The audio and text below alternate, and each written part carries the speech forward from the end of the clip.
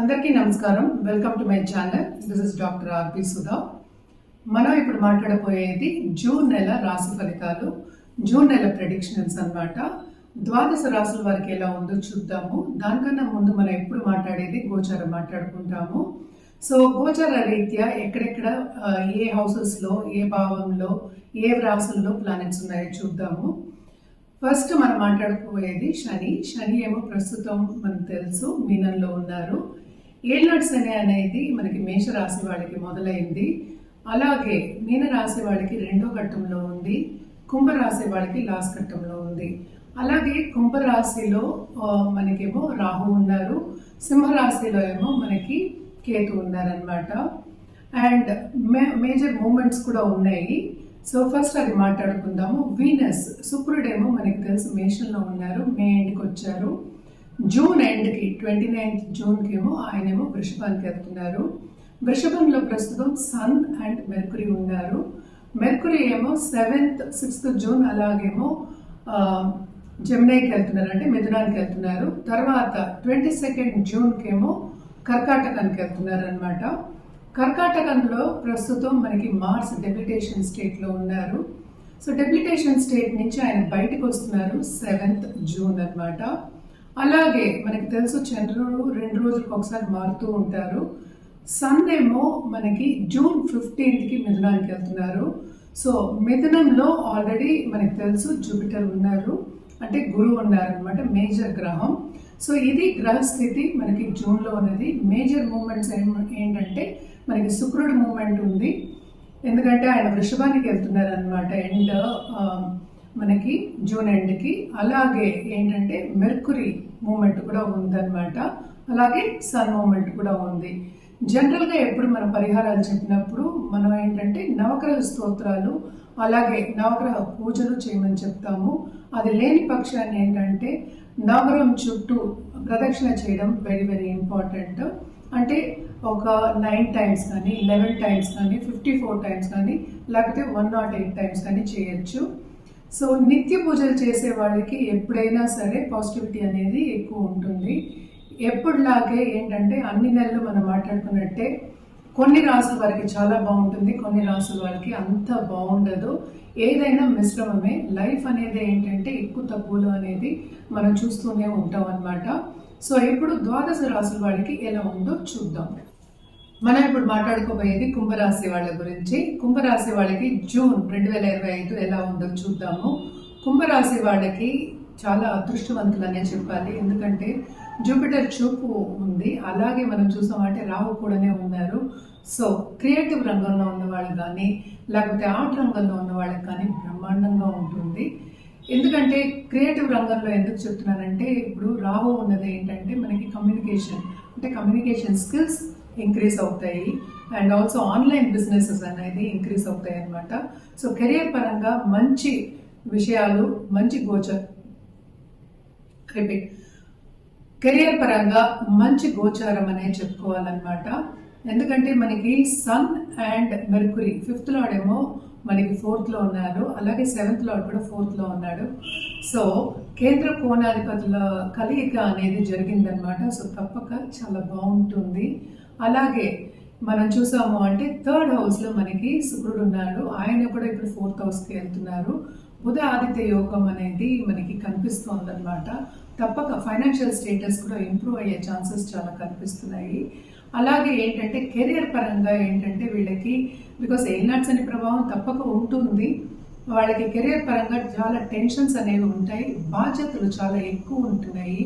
And also ఎక్కువ బాధ్యతలు వీళ్ళు బాగా పనిచేస్తారు కనుక బాధ్యతలు అనేవి ఎక్కువ పెట్టేసి ఇంకా టెన్షన్కి గురయ్యే ఛాన్సెస్, యాంగ్జైటీకి గురయ్యే ఛాన్సెస్ ఎక్కువ కనిపిస్తున్నాయి. సో వీళ్ళకి సూచన ఏంటంటే తప్పక వాళ్ళ హెల్త్ మీద కొంచెం ధ్యాస పెట్టడం, ఎస్పెషల్లీ పర్సనల్ డెవలప్మెంట్ మీద ఒక జపం కానీ ఒక మంత్రం కానీ లేకపోతే మెడిటేషన్ కానీ చేసుకోవడం చాలా మంచిది. అలాగే డయట్ ఫాలో అవడం కూడా చాలా చాలా మంచిదన్నమాట. ఈ రాశికి అధిపతి ఏమో 2వ ఇంట్లో ఉన్నారు. సో తప్పక 2nd లార్డ్ ఏమో చూస్తున్నారు. ఫైనాన్షియల్ స్టేటస్ అనేది ఇంప్రూవ్ అయ్యే ఛాన్సెస్ ఎక్కువ కనిపిస్తున్నాయి అన్నమాట. 7th లార్డ్ కలయిక అలాగే మనకి 5th లార్డ్ కలయిక మనకి 4th లో జరుగుతోంది. సో తప్పక వీళ్ళకి లక్ అనేది ఫేవర్ అవుతుంది, ఎస్పెషలీ కెరియర్ రంగంలో. బట్ ఏల్నట్స్ అనే ప్రభావం మూలాన వీళ్ళకి ఆపర్చునిటీస్ వచ్చినప్పటికీ తీసుకోలేని పరిస్థితి అనేది ఉంటుంది. కుటుంబ పరిస్థితిలో దాంపత్య జీవితంలో కొంతవరకు అనుకూల పరిస్థితి అనేది నెలకొంటుంది. ఏదైనా సరే సక్సెస్ సాధించే ఒక మంత్ కింద మనం చెప్పుకోవచ్చు. అలాగే ఫైనాన్షియల్ స్టెబిలిటీ కూడా ఉంటుంది. తప్పక వీళ్ళకి ఉన్నత వ్యక్తుల పరిచయం ఏర్పడి వాళ్ళతో బిజినెస్ చేయడం కానీ, వాళ్ళు చూపిన దారిలో నడవడం కానీ తప్పక జరుగుతుందన్నమాట. అలాగే ఏంటంటే మంచి మంచి పై వ్యక్తులతో సత్సంబంధాలు ఏర్పడతాయి. అలాగే వీళ్ళకి తప్పక రిలీజియస్ కార్యక్రమాల్లో పాల్గొంటారు. అండ్ ఆల్సో గురువులు అంటే చాలా మక్కువ చూపిస్తారు. అండ్ ఆల్సో ఒక గురువు కింద వెళ్ళి ఉపదేశం తీసుకుని వెళ్ళే ఛాన్సెస్ కూడా ఎక్కువ కనిపిస్తున్నాయి. అండ్ తప్పక శ్రమ అయితే తప్పక ఉంది. శ్రమకి తగిన ఫలితం అంటే వీళ్ళకి తప్పక వస్తుంది, కానీ కొంత లేట్గా వచ్చే ఛాన్సెస్ ఉన్నాయి ఏలినాటి శని ప్రభావం మూలాన్ని. అండ్ ఆల్సో మనం చూసాము అంటే 4th లో 3rd లో పడ్డాడు. సో తప్పక వీళ్ళకి ఆర్ట్ రంగంలో ఉన్న వాళ్ళకి కానీ, లేకపోతే దాంపత్య జీవితంలో ఉన్న వాళ్ళకి కానీ, లవ్ రిలేషన్షిప్లో ఉన్న వాళ్ళకి కానీ towards end of this month బాగుంటుందన్నమాట. అండ్ ఆల్సో వీళ్ళు పరిహారాల విషయానికి వస్తే కనుక తప్పక శని దానం చేయడం మంచిది. అలాగే శని బీజ మంత్రం చదువుకోవడం చాలా మంచిది.